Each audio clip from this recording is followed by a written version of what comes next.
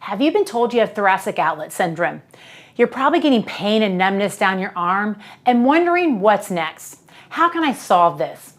I'm Stephanie with mPower Physical Therapy, and today we're going to break down what thoracic outlet syndrome really is, how to tell if your symptoms are coming from your neck or from the thoracic outlet itself, and a simple test that you can do to try to get some answers. In my next video, we're going to cover what you actually can do to fix it. The thoracic outlet is a space between your collarbone and that first rib. This is where the nerves and the blood vessels will exit the neck and travel down into your arm. When that space gets tight from posture, tight pecs, elevated ribs, forward shoulders, trauma, or repetitive overhead activity, nerves and vessels can then become compressed. So there's three types of thoracic outlet syndromes. There is the neurogenic, there is the venous, and then there is the atrial. So the neurogenic is the most common one, and that's where the nerves get compressed. So typically what you'll notice is you'll notice tingling down the arm. Usually it's not like a specific area. We're gonna get more into that a little bit later. You'll have like a pressure in like your collarbone area.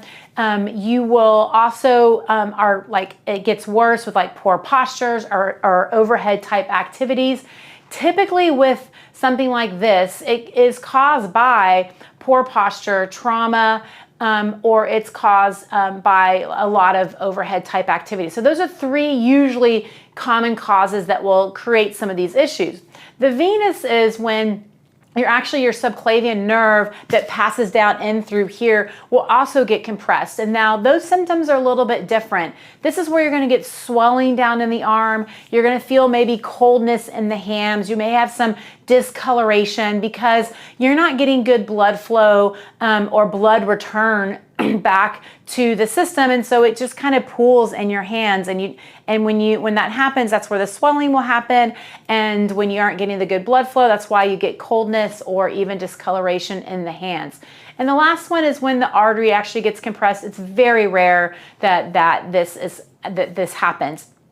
But now there are things that can mimic a thoracic outlet. So you have to determine, like, okay, is this really a thoracic outlet, or is it more of like a pinched nerve that's in the neck? And they really can have some similarities between them, because if you have a pinched nerve in the neck, you're also going to get some tightness up in this upper area as well. But when you have a pinched nerve in the neck, it's like one nerve.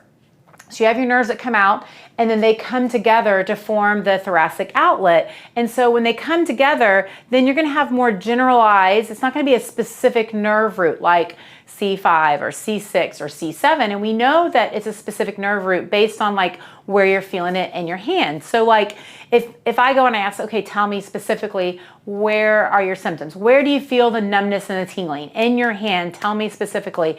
And if they say like, it's in my thumb, we already kind of know that that's, C6. That's going to be something that's going to be up here because it's not going to be specific when the nerves converge and come together. And so when they're getting pinched through there, it's kind of like when you have something that is a individual nerve versus like spinal cord, you're going to get global weakness, more broad spectrum type stuff, versus it's a nerve that's being pinched. It's going to be very specific. It's similar, a little bit different, but similar in that state. So if you're noticing symptoms in the thumb or in the middle finger or in the pinky finger, that's C6, this is C7, and this is C8, T1.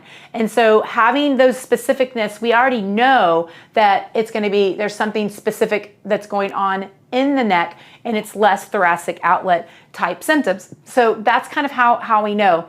Another thing that we can look at is their symptoms of how they get better and how they get worse. Those can kind of also help us a little bit, but again, there's a lot of similarities between the two. So there's a test that you specifically can do called the Ruse test, and this is specific to thoracic outlet. So you can bring the arms, shoulders 90, arms above, because anytime with thoracic outlet, arms above the head is what's going to cause the problems. And so you'll have it shoulder 90, elbows 90, bring the arms slightly back so we get a good stretch through here. And then you're gonna just start moving the hands back and forth. And you're gonna put yourself on a timer. And you're gonna time yourself doing this for, 1, 2, 3 minutes. And if you notice like a heaviness or tingling happen, or you're getting, your fingers are getting cold, or any of those things that you're starting to notice, then you're starting to think, okay, there's probably a condition that is leaning more towards thoracic outlet. And so that's what we want to look at. Now, there are 3 areas that typically get compressed with the thoracic outlet. And one of the areas is that first rib. So the first rib is literally like right here. I know everyone's like, are you sure that's where your first rib is? Yes, it's here. You'll go through that trap and it's right there. And then you have your clavicle that's right here. So if the first rib isn't moving, then you'll get tension and protection around there. And that can compress some of those nerves, giving you some of those symptoms. Another area that it gets compressed with is your scalenes. So the scalenes go and attach each level, here and here, each level of the spine. They go and they attach and they come down and they attach into that first rib and that second rib. And so when you get tightness in through here in the front part of that neck, that also can compress the thoracic outlet. It's another common area. And the third one is the pec. So the pec minor, it comes through and it gets really close where that pec minor is. And so that is another area that it can be compressed.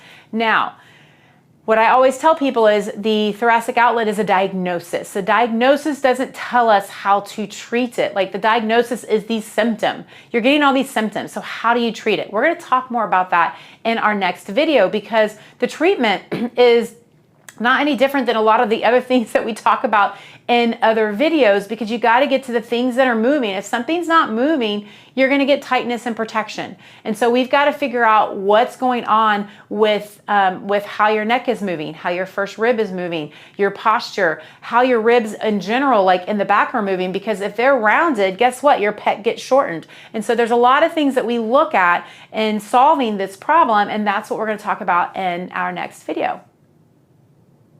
If you found this helpful, make sure you watch my next video where we will walk you through how to treat thoracic outlet syndrome, including posture changes, mobility drills, and strengthening strategies that actually work.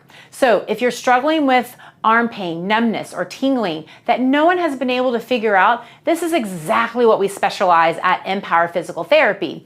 You can schedule a discovery visit and learn more by clicking the link in our description. Stay tuned to our next video where we're going to talk more about how to solve this problem.